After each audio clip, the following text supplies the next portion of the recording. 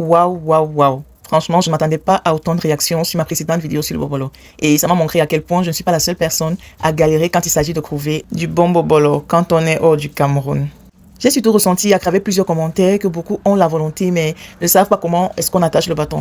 Et il y avait des commentaires qui me demandaient de montrer comment j'attache le bâton plus lentement. Donc c'est ce que je vais faire dans cette vidéo. Je vais vous expliquer un peu comment est-ce que j'attache mon bâton. En effet, après avoir disposé ton bâton sur du papier sulfurisé de façon équitable, tu vas prendre cette ficelle qui est un peu comme de la laine et tu vas essayer de former un nœud solide en fait. Et après cela, tu vas commencer à former des nœuds. Voilà, exactement comme dans la vidéo. Là, c'est vraiment au ralenti. Et pour celles qui savent coiffer, c'est exactement le même processus. Je vous mets la photo de la coiffure là au-dessus. Quand tu sais faire ces crêpes-ci, tu sais exactement comment faire pour attacher le bâton. Donc, c'est juste un talent caché que tu ignores, mais si tu sais faire ces crêpes, tu sais comment faire du bâton de manioc.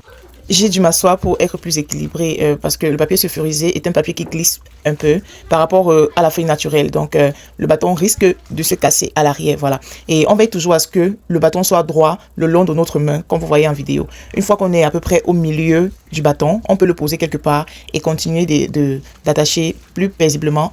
En même temps, on veille toujours à dérouler notre papier sulfurisé parce qu'il s'enroule facilement. Même avec la feuille naturelle, il faut toujours dérouler pour empêcher le bâton de sortir à travers les feuilles. Honnêtement, c'est un exercice qui demande beaucoup de pratique. Donc, pour ceux et celles qui n'ont jamais eu à le faire dans le passé, ça va vous prendre un peu de temps. Parce que pour avoir ce résultat, ça ne se fait pas tout d'un coup en fait. En même temps, c'est à usage personnel, ce n'est pas pour commercialiser. Donc, il n'y aura personne pour juger l'aspect physique de votre bâton. L'essentiel est qu'à l'intérieur, là, il soit bon. Pour répondre à ceux qui demandaient la référence du fil et du petit filet avec lequel j'ai essoré, je vais vous mettre les photos et vous pouvez le trouver dans n'importe quel shop, Food Basics ou alors Walmart.